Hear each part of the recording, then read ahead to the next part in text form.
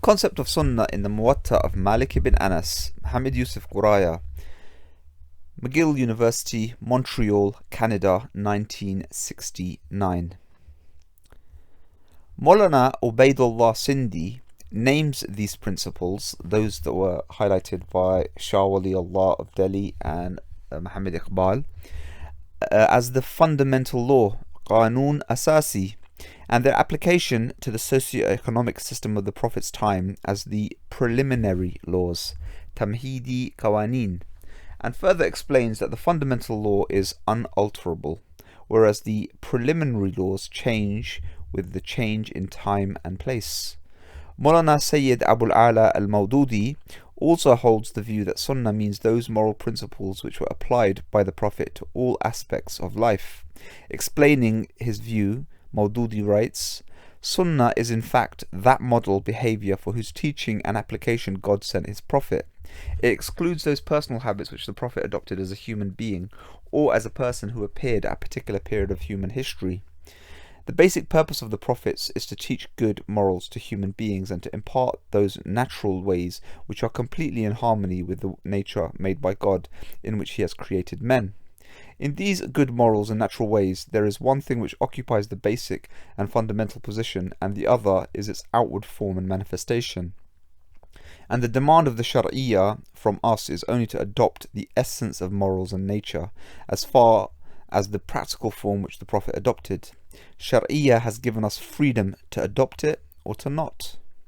It follows that according to Mawdudi, Sunnah is a model behaviour which is nothing but moral and natural principles, and the basic function of the Prophet was to teach and impart these principles to human beings and to apply them to specific conditions of his time. In light of the above evidence, there was, therefore, a normative exemplary behaviour and an accepted standard of conduct introduced by the Prophet for the Muslim community, in contradistinction to the ancient Arabian standards of behaviour, and we have already established that Sunnah primarily means an exemplary conduct.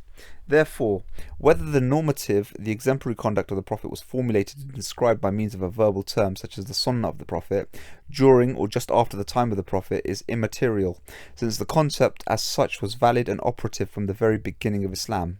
Further, this exemplary conduct of the Prophet constituted the moral and ethical principles, and their application to the given historical conditions was not meant to be eternal as the principles themselves. 5. After establishing the fact that there was an acceptable standard of conduct and an exemplary behaviour of the Prophet for the Muslim community during his lifetime, it seems reasonable to see whether this accepted standard of behaviour of the Prophet continued after him or not. Professor D.S. Margolioth says that under the Qur'anic injunction, the example of the Prophet was the standard of behaviour for both his companions and his close associates. The latter group resembled him closely, and after his death they carried on his conduct wherever they went. The Qur'an bids its devotees take as their models those who have been guided, and in practical urges that the Prophet is a pattern of conduct. Naturally, his immediate associates were supposed to have resembled him most closely. What they did became a norm of conduct far below, indeed, that which was attributed to the Prophet, but at least analogous to it. Whoso followed their example could not go wrongly. Professor Margolioth further says that the conduct of the Prophet not only exercised a great influence on his environment, but its sphere of influence spread throughout the ever-expanding area of Islam. Professor Joseph Schatt describes the golden rule of the Arabs in this way: whatever the forefathers had done deserved to be imitated, and every innovation and experiment must be resisted. This idea presented a formidable obstacle to every innovation. Then he says, Islam, the greatest innovation that Arabia saw, had to overcome this obstacle, and a hard fight it was. But once Islam had prevailed, even among one single group of Arabs, the old conservatism reasserted itself. What had shortly before been an innovation now became the thing to do, a thing hallowed by precedent and tradition, a sunnah.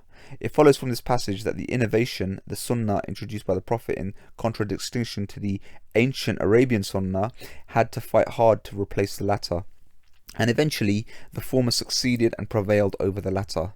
Secondly, the innovation, the sunnah of the Prophet, after having once been accepted by the Arabs, prevailed among them as an accepted standard of conduct in place of the ancient Arabian standard of behaviour. In other words, the Sunnah of the Prophet became maslak for those who followed it after him. This Sunnah of the Prophet embodied, according to Professor Shat, the religious and ethical principles, the original idea of the Prophet. These principles were obviously observed in many rules of Islamic law from the beginning. He writes, "It is indeed obvious that many rules of Islamic law, particularly in the law of family and the law of inheritance, not to mention worship and ritual, were based on the Qur'an from the beginning, and occasionally this can be positively proved." This exemplary conduct of the Prophet in the form of the religious and moral principles was the Sunnah during the time of the Prophet, and this Sunnah continued without any interruption after his death. This Sunnah was the guide for the earliest Islamic qadis, judges, who applied them to the problems presented before them for solution. Professor Shat says, the earliest Islamic qadis gave judgment according to their own discretion or sound opinion, rai, as it was called, and taking the letter and spirit of the Qur'anic regulations and other recognized Islamic religious norms into account as much as they thought fit. Speaking historically, Professor Shat mentions specialists after the early qadis and describes their function as follows. The main concern of these specialists in the intellectual climate of the late Umayyad period was naturally to know whether the customary law conformed to the Qur'anic and generally Islamic norms. Professor Shat describes the function of the Prophet as to establish moral norms under which certain transactions are allowed or forbidden. After the Prophet, these normal norms had become the recognized Islamic religious norms, or the accepted standards of conduct for the Muslim community in general, and for the qadis and the legal specialists in particular. These specialists, in the words of Professor Shat, surveyed all fields of contemporary activities, including the field of law. They considered possible objections that could be made to recognized practices from the religious, and in particular from the ritualistic or the ethical point of view, and as a result endorsed, modified, or rejected them. They impregnated the sphere of law with religious and ethical ideas, subjected it to Islamic norms, and incorporated it into the body of duties incumbent on every Muslim. At the end of this passage, he has said that the activity of the companions and the successors was on the pattern of the Prophet. As the Prophet applied these moral and religious principles to the early Islamic community of Medina, so did his successors on a much wider scale and in a vastly more detailed manner.